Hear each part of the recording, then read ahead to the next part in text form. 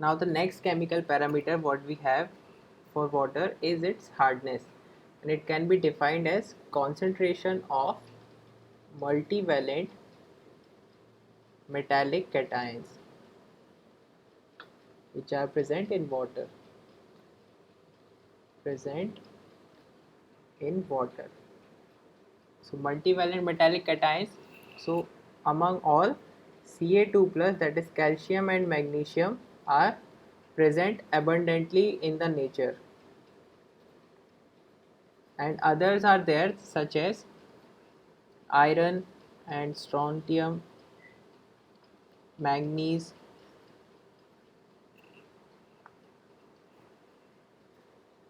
and aluminium as well. So these also cause hardness, but their concentration is very low.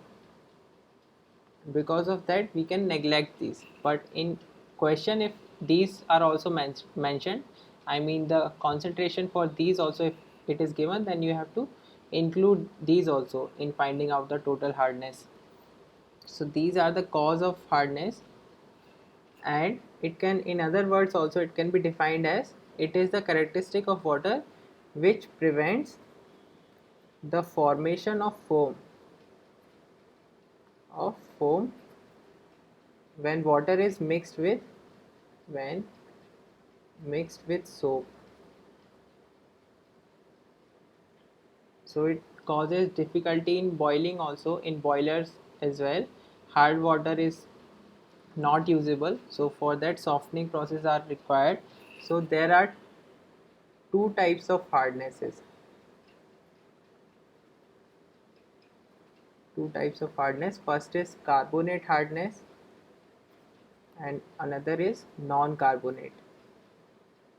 Now carbonate hardness is also called as temporary hardness, and it happens due to the carbonates, that is CO3 minus, and bicarbonates of calcium and magnesium. So it can be removed easily using boiling of water. That is, if we boil the water, this calcium carbonate will precipitate, and if magnesium is there, so magnesium carbonate will go into solution. So calcium and magnesium, if these, I mean carbonate and bicarbonate are present, then they can easily be removed by the boiling of water. That's why it is called as the temporary hardness. And other hardness that we have is non-carbonate hardness, and non-carbonate hardness is caused due to sulfates, that is SO4 2 minus sulfates, chlorides, or nitrates of calcium and magnesium, and other multivalent metallic cations as well. So these cannot be removed by boiling. For these there are several special methods to remove non-carbonate hardness. And so among the calcium and magnesium hardness, calcium hardness does not cause any health problem, whereas magnesium hardness causes health problem. It has, or it produces laxative effects. And how this hardness is measured? So it is expressed similar to alkalinity, it is also expressed as CaCO3 equivalent, that we'll see. And for the experiment purpose, how we find out the hardness, so here also we find out using titration, and this titration is done using Versenate solution, and this is very famous method also, that is EDTA method, ethylene diamine tetraacetate. So it is done using Eriochrome black tea indicator. I'm just telling the important points. So we use this Eriochrome black tea indicator in EDTA method. So originally this indicator's color is blue, and as we mix this indicator in hard water whose pH is around 10, so this blue color turns to wine red. So for your purpose, wine red will be the initial color. when we have mixed the indicator in our sample, and when this hardness is removed, so after removing the hardness, this color again changes to blue. That is your final color after hardness is removed. So this much at least you can remember about this method. If you want to read in detail, it is there in every book. So to express the total hardness is given as gram equivalent. It is similar to alkalinity only. Gram equivalent of Ca2 plus gram equivalent of Mg2 plus, and if other multivalent metallic cations are there, such as let's say aluminium is also there, then gram equivalent of Al3 plus, in or we can write or Fe2 plus or Sr2 plus.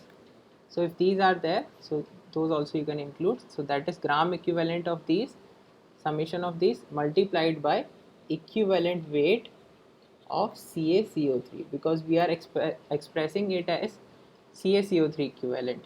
So we can write this formula as this also, that is concentration of Ca2 plus in milligram per liter divided by the equivalent weight of Ca, that is nothing but your gram equivalent formula, that is weight divided by equivalent weight, and plus similarly we can write for magnesium as well, that is concentration of magnesium in milligram per liter divided by equivalent weight of magnesium, and plus if these aluminium and something else is there, that also you can add here, multiplied by equivalent weight of CaCO3.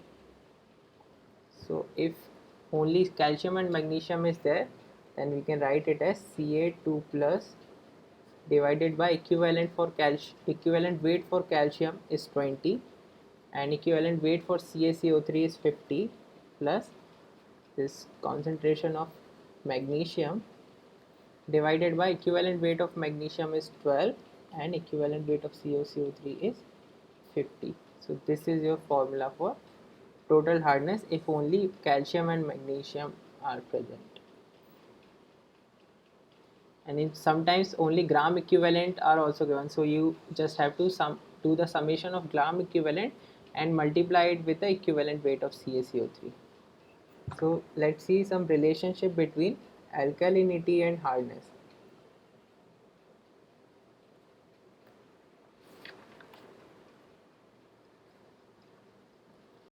So if we talk about the temporary hardness or carbonate hardness, so this temporary hardness is caused by the carbonates and bicarbonates of calcium and magnesium.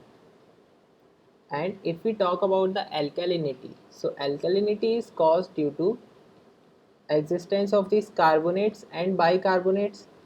So in total, these carbonates and bicarbonates are there in water due to calcium, magnesium as well as sodium, whereas sodium does not cause any hardness. So here two things are common between the carbonate hardness and the alkalinity, that is calcium and magnesium. So if we say that what will this sodium form, it will form sodium carbonate if it is there, sodium carbonate and sodium bicarbonate. So let's say due to some reason these two do not form, I mean these compounds are absent, it will mean that the carbonate hardness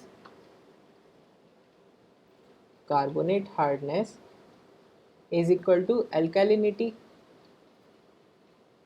because we have removed the carbonates and bicarbonates due to sodium, so only these two are remaining, both are common for hardness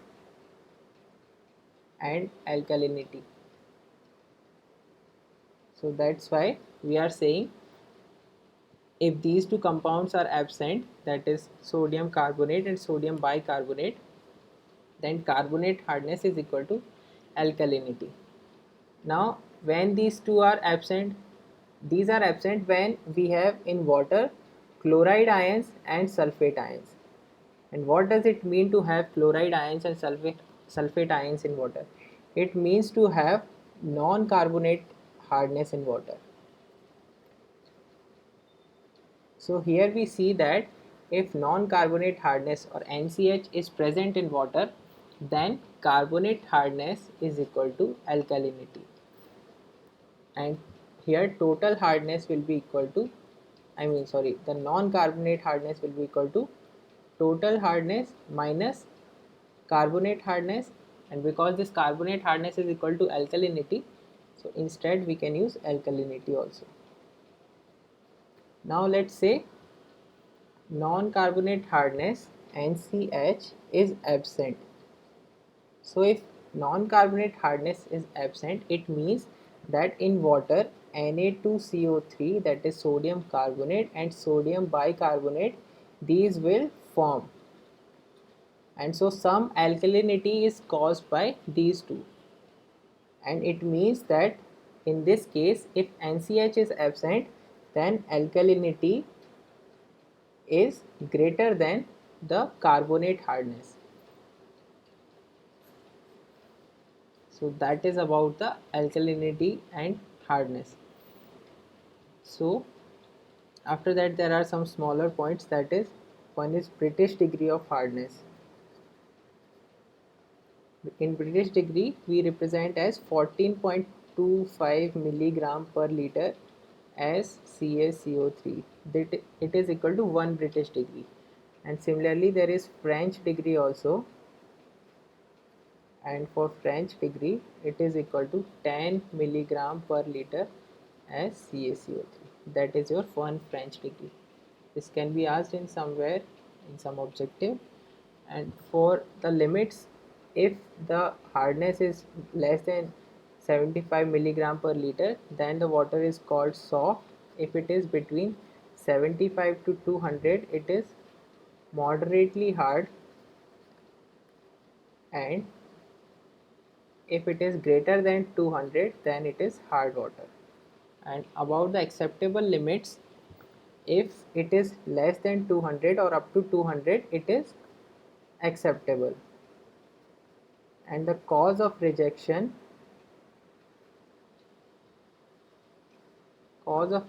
is 600 milligram per liter or above. So we'll see some example as well.